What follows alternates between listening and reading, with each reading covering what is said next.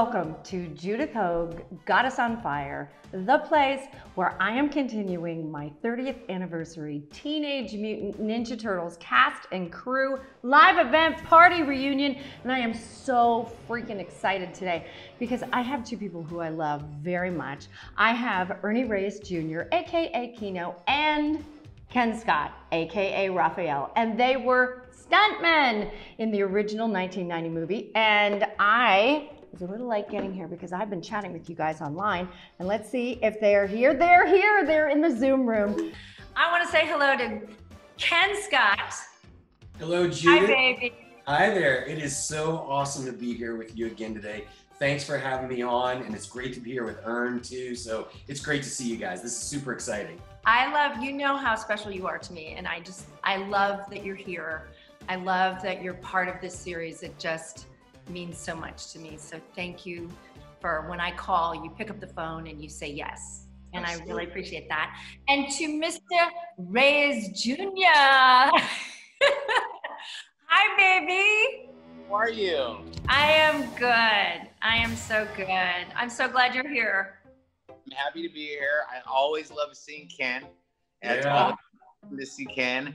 And, you know, he's been my brother for, you know, however long it's been, 30 something years. I can't even believe how fast it's all gone.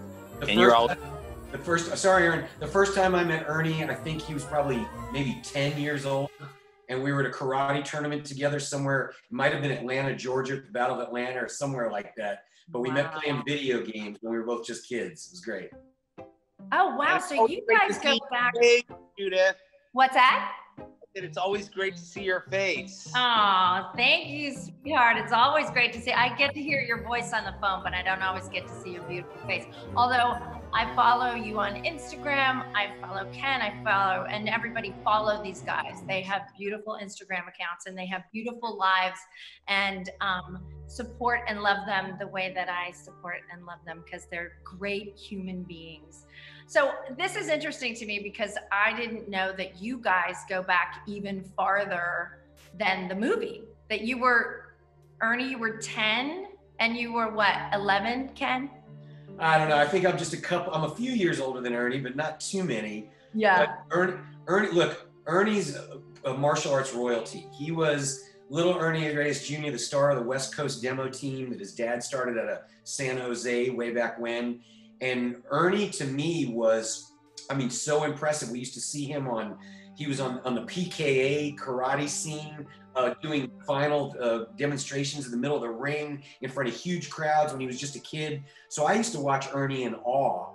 And for me as a competitor, just going to the tournaments and seeing the amazing things he did, again, we weren't too far apart in age, but we met. We weren't great friends or anything. We didn't hang out a lot, but we met a couple of times. And then we kind of just lived our lives and then circled back again on Ninja Turtles. So it was really just a great full circle journey. And now here we are, 40 years later from that. And here we are. That's amazing. Yeah, it's crazy. That's amazing. Okay, so I want to get into you guys, how you got the job. And actually, Ernie, I'm going to start with you. So you're what? 17 years old when you did this movie? I remember you were just the little guy who was running around as cute as could be, fell in love with you from the minute I saw you. How did Pat Johnson, who was the stunt coordinator for the film, did he bring you in, or how did you become connected with the film? Yeah, hang on one second. Let me take this off. Sure. We're hot here. Getting all excited. That's hot, folks. Yeah.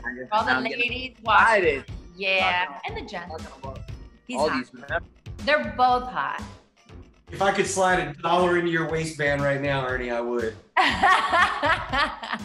So, so Pat Johnson. So here's an interesting story about Pat Johnson.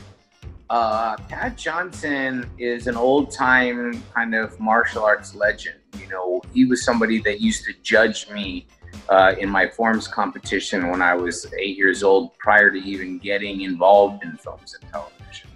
So I had known Pat pretty much my whole life, and my father and the demonstration team, and we were all aware of Pat Johnson. When they were doing the original Karate Kid film with Ralph Macchio, the original one, You know, in the story, he works his way up to the finals, which in real life, that's kind of what our gig was on the weekend. We would travel to martial arts tournaments, as Kenn knows. You go there, you compete in the daytime.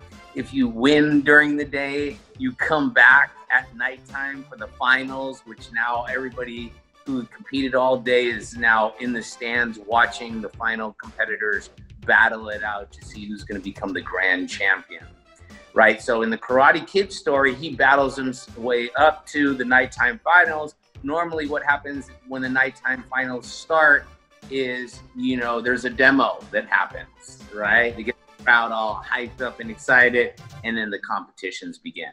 Well, in the Karate Kid, Pat Johnson brought us in, my dad and I, to be the demo of the nighttime show in between, you know, Ralph Macchio fighting for the championship. And we were waiting around all day, typical Hollywood, right? And then we got there and it was like the day was over. And it was like, you know what? We didn't have time to get to your scene today, but thank you very much for coming.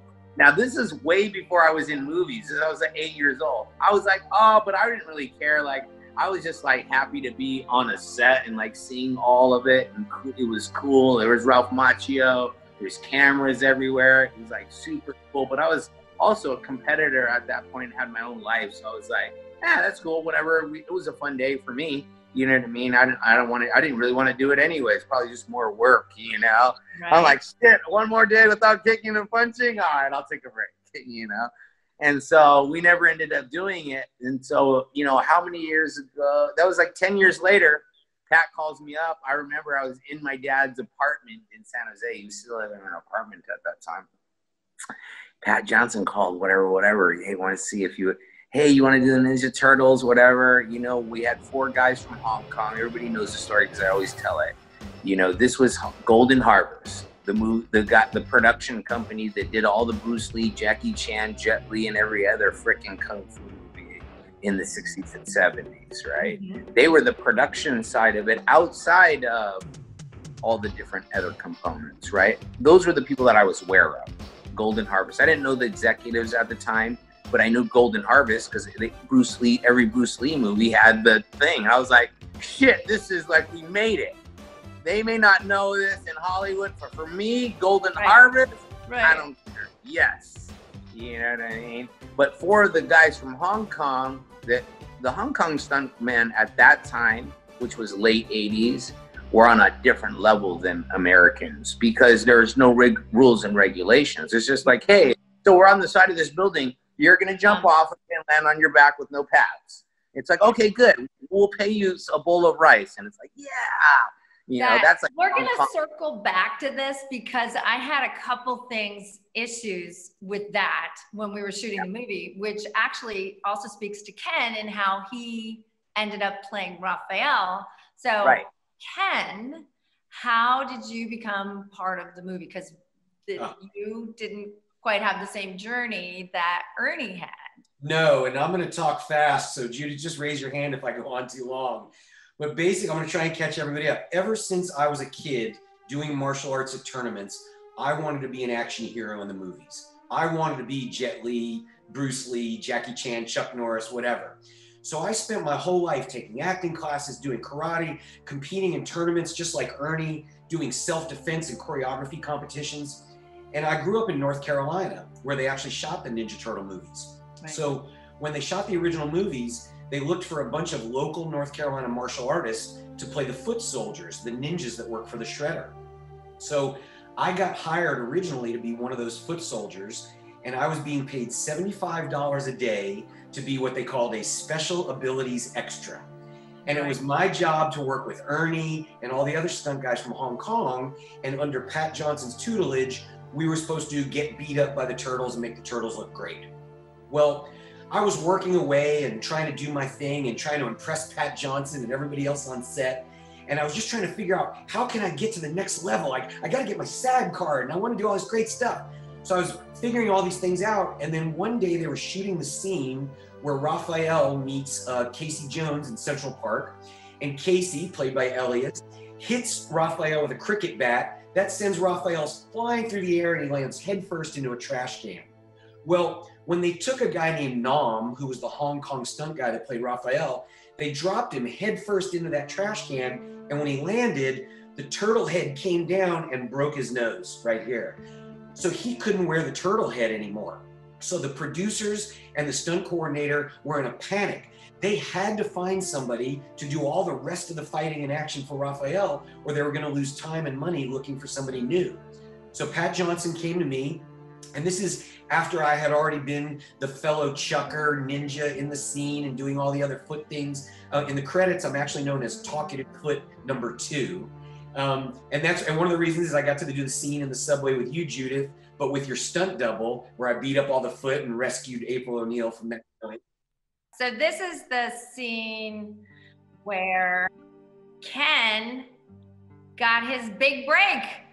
Yeah, and unfortunately, it was due to a friend of mine at that time getting injured, but it wasn't a serious injury at all, which was good, so we all felt relief about that. But then it gave me the opportunity of a lifetime. And now 30 years, I'm sitting here talking with you and Ern about it. So everybody knows this scene. Raphael wins 1-0. And then they talk about cricket bats, and you got to know what a crumpet is to understand cricket and all this stuff. Right. That's a great scene, though. Hey, you know what? That is a great scene, though, buddy. Yeah. Now, it really is a great scene. It's a great scene. And it's when he lands in the garbage can, right? Now that's Josh Pace doing all the great acting there, and that's the scene right there where they dropped him on his head and he broke his nose. So from that point forward in the shooting schedule, they did not have an action double for Raphael. And so Pat Johnson came to me and he said, you need to go to the creature shop right now, and if you can fit in the Raphael costume, you're going to be the new Raphael. And I about pooped in my pants. This is the most exciting thing that could have happened to me. So I went to the creature shop, I started putting on the costume, and lo and behold, it didn't fit. I was bigger, because like Ernie, I was a martial artist. I had been working out, I was in great shape, all this stuff. And all the guys from Hong Kong were super skinny, and all the actors were not necessarily the same bulk or mass as BMI as we were. So I started to put on the pieces and I felt my dreams go down the drain. But then I didn't realize they wanted this to work more than I did. So they actually went in the back and they got like Leonardo's arms and Donatello's legs, and they put together this Frankenstein turtle and then gave me Raphael's head, and I was squeezed into it like this, and they were like, congratulations, you're the new Raphael. And that was the beginning of my whole dream from that point. I know, that is so cool. So to circle back to what Ernie was saying about how there's just a different culture in terms of how stunt people were treated in China versus the way that they were here. I remember hearing, it's so funny because that was the breakthrough for you. And I remember hearing about the story about the stuntman getting his nose broken and then he was just put on a plane and sent back home. And I remember just like being horrified by that. It's like, well, did he get medical treatment? What did we do about that? And it was like, yeah, he just went home. That's the way it works. And I had to, that's like one of those moments of like where you're straddling two cultures, and I didn't understand that that's the way that Golden Harvest rolled. And that was sort of the agreement that they had. And it was, I just remember being really upset about it, but you got a job out of it. And yeah. Ernie, what was that like for you? Was that something that you had, being an American stuntman, you had different protections? No? Did we value anybody's life on that show? No. American, Hong Kong, throw them all in the same blender. Yeah. You know, for me, I actually, there was a little bit of a difference. I mean, when you've got somebody like Pat Johnson, the famous stunt coordinator, fight choreographer, he's such a father figure. I mean, and he's stern when he needs to be stern, and he's kind and compassionate when he needs to be. But he had that thing, we were running like an army. I remember on the first day, we were walking into the sound stage, and it was the first day of call time. Call time was 8 o'clock. And as we walked through the door, Pat Johnson is staring at his watch, and he goes, Mr. Scott, it is now 8 o'clock. Good morning. And I was like, good morning. And then one guy walked in and he said, Mr. Smith, it is now 8:01. Call time was 8 o'clock. If you're ever late again, don't bother coming into work. And so he was very rigid about what happened. He was very protective of his guys. But we also were working with the Hong Kong guys. And like Ernie said, those guys are at another level. And so working with those guys, they had expectations of us as Americans that we would perform at a higher level than even what we thought we needed to do. And it was, for me, it was such a thrill. I know Ernie's traveled a lot. He's been all over the world doing his stuff. At that point, I was still basically a domestic kid. And so to see these guys in action was amazing. For me, it was so much fun that the Hong Kong guys actually approached me, the guy that was the double for Leonardo, and invited me to come to Hong Kong and work in movies. They offered me a contract and everything. But the contract then, they were offering me 1 month what I would make in 1 week on like Ninja Turtles. So I went to the producer of Ninja Turtles, David Chan, who was from Hong Kong at one point. And I said, David, these guys have offered me a chance to go to Hong Kong and work. Should I do it? He said, don't go unless they pay you $1 million. And I said, why not? He goes, because you're going to go all the way over there, you're going to get hurt. And once you get hurt, they're going to push you out on the street. They're going to lock the door and they're going to act like they don't know you. Yeah. So he really put the fear into me. So I ended up not going to Hong Kong, which is actually kind of a decision I regret to this day. But it was such a different culture that even the producer warned me, be careful. So tell me, you guys, so you're doing these, just so people understand, because we've heard, like, you know, from the guys in the suits, the actors who wore all the animatronics and had the servos in their heads and that packs in their backs. It was such a claustrophobic experience being in the suits, and it was sweaty and it was really hard. What was it like? I know you had a little bit less weight, but clearly you had a Frankenstein suit, and Ernie, they fit one for your body. What was it like doing stunts in those suits? Could you see? Could you breathe? What was that like? Ern? Yeah, you know, I mean, it was tough. I mean, from all the stuff that I've done over the last like 30 years or whatever, I mean, I remember the days were very much like, you know, it challenged you being in the suit all day long, every day. It was hot. It was North Carolina. It was like 100 degrees outside. It was 100% humidity. You know what I'm saying? And we were doing fight scenes all day long, right? And so it was tiring. My body temperature basically would get up to about like 102 degrees every day, you know? But I was 17. I was like, there was nothing that was about to stop me. I was ready to hurry up, get off work, go to Hooters. Like, I have energy for days. It's just like, it wasn't, you know, but it was hard. Did you see the picture that Kenn just put up? No. Kenn, put that picture up again. Look at Yeah, you. that. Oh, look at you guys, baby. Yeah. Which makes me just absolutely ancient. Look at Ernie. Looks like he's 8 years old. So let me real quick, this picture right here. This is Mo. He played a Leonardo stunt double. I remember him. Yeah. He loved to be called Michael Jackson. That's the name he wanted in America. But this was a day of shooting in North Carolina when we were shooting the training sequences outside the farmhouse. And when we walked into the trailer to change, you can see we're all so hot and sweaty and miserable. And this was really Ernie's idea. Ernie said 30 years ago, he goes, let's take a picture right now. He goes, don't smile, because someday we'll look back and go, look how miserable we were. and he said that, and to this day I have it. And when I go to Comic-Cons, this sits out on my table and people look and they go, gosh, you guys look miserable. And I'm like, Ernie was right on the money when he said to do that. So yeah, we were. I mean, you know, here's the honest God truth, like what I felt in those moments. Like, as I look back in retrospect, and that's a great memory that you bring up, Kenn. Appreciate you for that. Because it really, that, you know, looking back, but it makes us laugh and it's a pleasurable thing, you know. But in the moment, it was like you knew you were doing the right thing. You knew you were being part of something great. But inside of that, it was miserable. I mean, there was nothing getting around. It was like, we're working fucking hard here, you know what I mean? And it's like, and you know, they wouldn't want you to, in between, take off the full, you know, because they didn't know. So you just have to literally just lay down and wait until you're called again, like on and that could be hours.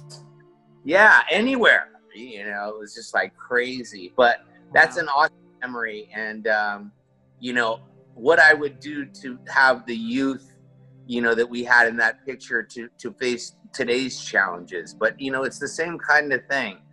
You know, I feel like in this moment in time, in the midst of everything that everyone's going through, you know, there's misery and there's a lot of darkness and there's a lot of, you know, negative energy that's swirling around or whatever. But inside of that, we're having moments like this and being able to connect with fans all around the world. And that's all a very real thing, and it's getting more and more real. You know, we experienced in Comic-Cons when we would have to go and travel to meet all of the people all over the place, and you go from town to town to town to town to town, and you're exhausted, and those weekends are awesome because you get to meet everybody, but you're totally drained. You have to go back to your house and just like recover. Right now, we get to just stay at home and meet everybody from the privacy of our own home. Right. You know? And we get to meet everybody, and we get to shake virtual hands with everybody, and it's great. And it's like, it's just a matter of trying to find the light in it all. Trying to find the positive in it all. Well, and that's what it's about. I think that's a mindset. And I think that, you know, if you can master that mindset, you've got it. And you know, it's funny because I think that for you guys, martial arts is such an intensive training. I mean, it seems, I've never done martial arts, but from what I've seen, Karate Kid and Ninja Turtles and any movie that I've watched or people that I know, there is a level of physical mastery, which you guys really needed to tap into in order to do what you did, in order to wear those suits and to be 102 degrees every single day. What was it like? Like, did you have a sense, because I had no sense of this, did you have a sense when you were doing this that this was going to be huge? Did you think anyone would pay attention? What was that like for you? Did you know? So I have a younger brother that's like 10 years younger than me. And so I had heard of it because the prior Christmas, he was into the toys, right? And so I had heard of it, but I didn't know that, you know, it was going to be what it was going to be. I was just kind of happy to be like, ooh, this is summertime, baby, for me. What are we going to go do? Hooters? Here we go. We got that on the beach. Yeah. That was one of the best parts of making this movie, was being in Wilmington, North Carolina.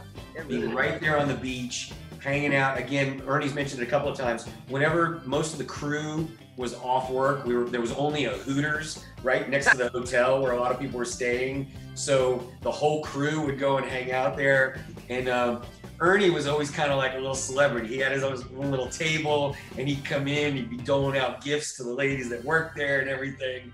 I remember one night skinny dipping on the beach with you. I didn't even know he was there till I looked over and saw him glistening in the moonlight. Oh, that's Well, that was one of the things about the film that was so challenging is it was a 6-day work week. It was Monday through Saturday, and we had well, they call them Fraturdays, where you go Friday to Saturday, but we had Saturday, Sundays. So we were working. I know for me, some of my longest days were 18, 19 hours. But by the time you hit Saturday night, we were all toast. And I mean, I had never worked that hard in my life. They were trying to crank out a movie in 9 weeks for $8 million. I mean, that's nothing, and it's no time. To produce an action movie with this level of animatronics and costumery and all that stuff, crazy. Yeah. Well, I think it was actually $6 million, and the extra $2 million or plus whatever it was the money they used to promote it.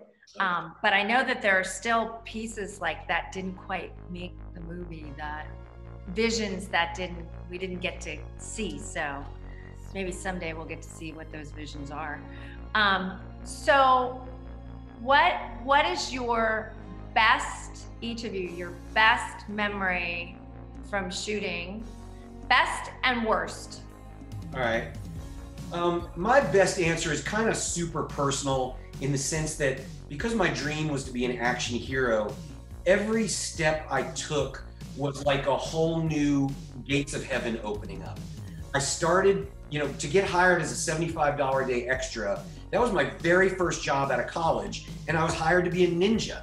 So how super cool is that? So that was so exciting. And then I was being paid as an extra, but then I got the job to do the nunchuck scene against Michelangelo, where he goes, "Oh, a fellow chucker, eh?" And we do the nunchucks back and forth. And I shot a whole other scene with Donatello where I got to yell at him and tell him I was gonna, which eventually got cut out of the movie. So I got promoted to a speaking role. So that was the most exciting thing that had ever happened. And then when we rolled into where the stunt guy got hurt and I became Raphael, that was the next most exciting thing that could happen. So this movie for me was a constant elevation of the best things that could possibly happen overall. I think the worst memory I have, and this is going to be, I guess, kind of sentimental crap, is when it ended. I mean, there was nothing about the shooting of the movie. I mean, it was miserable. As Ernie said, it's miserable to be in a Ninja Turtle suit. And a lot of people may not know this. I was a stunt turtle in the first movie, and then I graduated and became an actor turtle with all the motors and servos in the second movie. So I've seen the turtle thing from all sides, and it is freaking miserable. You lose 6-10 pounds a day sweating out stuff. But like Ernie said, you just did it. You did it because you were making movies. So the worst part for me was when it ended, because it's so bittersweet. You're glad to be out of that turtle suit, but you've formed all these great bonds and relationships with people over the last 3 months, and now you don't know what's next. So you got to leave, and it's kind of like this postpartum depression, almost, if you will. So that was the worst part for me, the end of the movie. What was it like for you, Ernie? What was best, worst? Well, you know what? First of all, I have to say, Ken, you know what? Kudos to you in being able to make that happen, because you know, that's what it takes in life, right? It takes making things happen.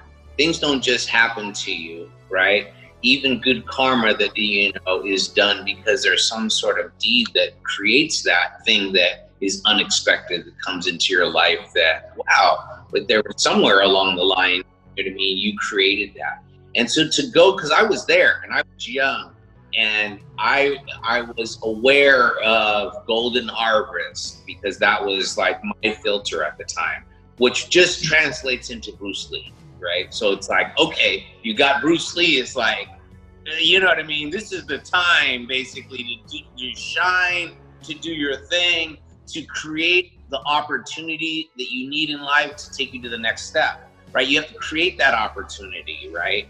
And so to go from an extra to being a foot, to being one of the people that now is featured as a foot, then to go to the turtle, then to go to the acting turtle, because that's a progression that, you know what I mean, most stuntmen never make, period, right? They don't transition from stuntman to actor. They just stay stuntman, and then that's it.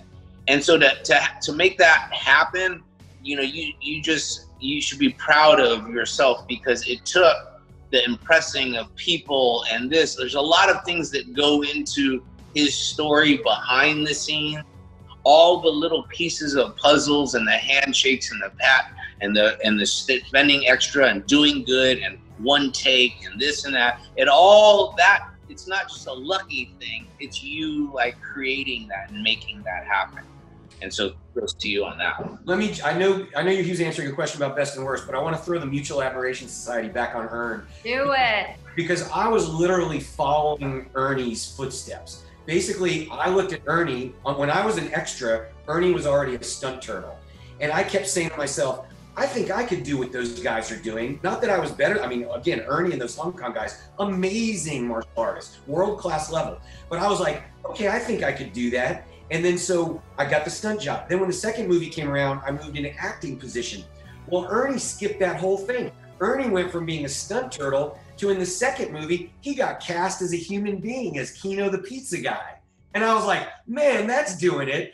And I was just a turtle. So Ernie was always one step ahead of me, doing that exact same journey of working his way up. And then after that movie, the whole studio was so impressed by him, they made Surf Ninjas, where he was the freaking star of the movie. So Ernie, back at you, man. Having watched you do it from 6 years old kicking ass all over the world, to seeing you go through stunt turtle to actor to stars of the movies and everything. Again, I think that's also a display of fortitude and drive. And again, that comes back to a lot of martial arts and what it takes to just keep going and keep moving forward.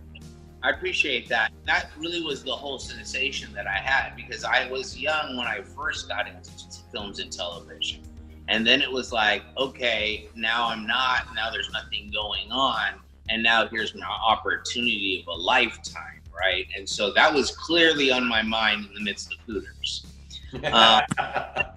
Right. So, You had your priorities. yeah, I got my film career, Hooters. Going back and forth. You were 18 years old after all. You were exactly where you were supposed to be. Exactly. The other thing I learned from Ernie in the 1989 was how to wear baggy jeans with a long belt. That was, I took a fashion move from him at that point. But you know, seriously, you know, and it's resonating all of these things with me in this moment here and now in 2020, is that I remember that idea. You know, I remember it was like, hey, we got to make something happen. We got to level up. We got to like try to like.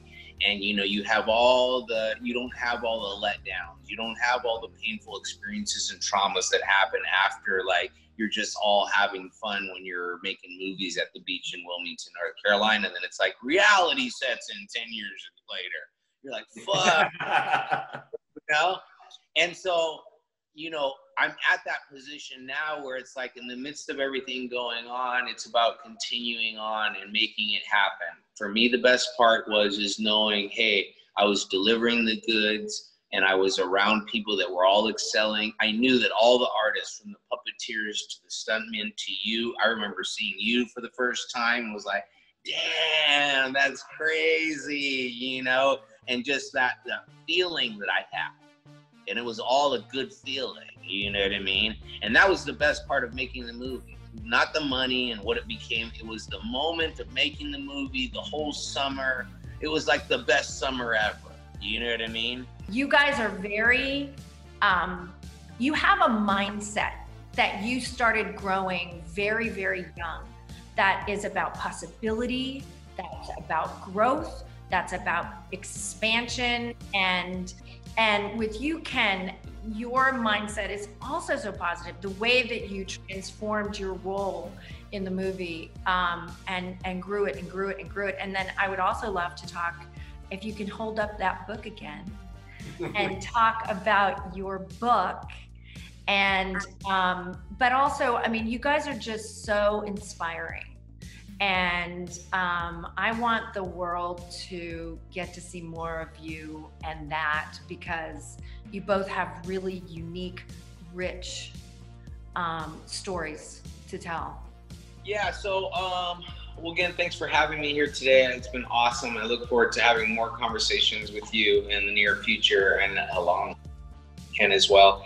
Yeah, I mean, a lot of things are going on, but one of the things that I'm just launched is a Kick Punch Challenge. It's a 6 weeks challenge where I'm teaching people, 25 people all around the world, how to kick and punch in 6 weeks.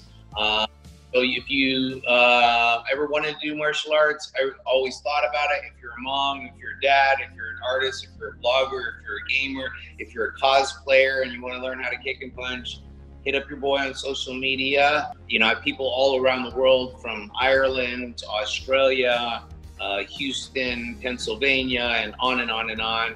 And, you know, just trying to spread some positivity and some light right now. We're going to put a link as well for that in the description, so people will be able to find you and so that they know. All right, Kenn, what are you doing these days, my friend? Well, after Ninja Turtles, I continued to pursue my dream of becoming an action hero. I moved to Los Angeles right after Ninja Turtles and actually starred in a movie called Showdown, where I got to play the main human. It's basically like Karate Kid, and I'm the Ralph Macchio character. So that was a big hit. I got to travel around the world touring on that. Worked in movies for a while. Then I became a director and producer. I moved behind the camera, started directing for the Discovery Channel and the History Channel, doing all kinds of action recreations. Eventually directed some feature films and did second unit directing work on that. I left LA about 7 years ago and I moved to Fort Worth, Texas. For years now, I've worked in the advertising industry as a creative director. I'm now the chief creative officer of an agency here in Fort Worth called Avadel, and we work with clients all around the world in different industries, and I get to use my creativity. I get to write, I get to direct, I get to make television commercials and create campaigns and themes and all that stuff. One of the other things I do is I travel all around the world pre-pandemic and go to Comic-Cons and get to meet fans. And one of the things that came out of that was sharing so many stories about making the Ninja Turtle movies and what it was like to go from extra to turtle to acting turtle and on, that I did it all and encapsulated all the stories in this book. It's called Teenage Ninja to Mutant Turtle, Becoming the Real Raphael, R-E-E-L. And basically this is behind the scenes stories of, you know, how I set my goals, what I did to work on the movies, and then all about making the movies. It's about seeing you and meeting you for the first time, Judith, and Ernie. Oh my God, and P.S. I just want to tell everybody, it is an Amazon bestseller. Yes, so it's Amazon. We will have a link so you can get the book, but also it's that good. It's a bestseller. I appreciate that. It's an Amazon bestseller. It's available right now because it's the 30th anniversary. It's only $9.99 right now on Amazon, so it's easy to find. Run, don't walk. I know there's going to be a link, but you can go to turtleconfessions.com to find it, and there's all kinds of interesting videos and stuff there to watch. But basically, it just shares the great experience that I had and a lot of behind-the-scenes stories that most people don't know. So if people love the Ninja Turtle movies, whether it's number 1 or number 2 or whatever, this book is hopefully a delight for them. It shares a lot of great stories. It's an easy read, and there's a bunch of photos in the back that share a bunch of stuff going on. No, I love it. Well, Ken, I love talking to you, and I know that you are going to shoot something right now, and you have to rush off as well. But I love you, and I can't wait to see you, and I can't wait to continue our conversation because I think you're really inspiring, and I want people to know more about how that beautiful brain and heart work and think together. Judith, as the same, right back at you, I love you too. You are always an inspiration to me. You carry kindness and goodness both inside and out, and it's very evident. So I appreciate you sharing that not only with me, but with the rest of the world through what you're doing. And I look forward to all our future conversations. And I got to run because I've got another thing happening right now. I'm going to hook up soon. You guys are the best. Love, peace. I love you, my friend, and we'll talk soon. Okay, that was amazing, and we have more amazing content coming up, so you're gonna wanna subscribe and get alerts because you never know when it's gonna show up. And also, I'm doing a really cool collaboration with fans. And if you check out my merch store, you're gonna see the first to come through. It's a really cool artwork, and I want the world to know who these guys and women are. And also, click the link to Ken's book because it's a great book. There's so much information in there. And what? You're gonna get a chance to work with Ernie Reyes Jr. Click that link, find out when the next class starts up. I love you guys so much. Why do I do it? I do it for the fans. Thank you for joining me at Judith Hoag, Goddess on Fire, and I will see you next time.